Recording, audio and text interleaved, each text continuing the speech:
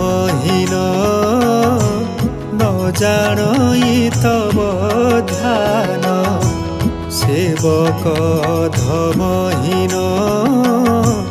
न जानई तब ध्यान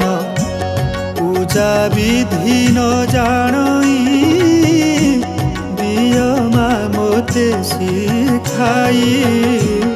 दया कर दयामयी रख पणत घोड़ाई दया कर दयामयी किंचिते करुणा कले कूलरे लगी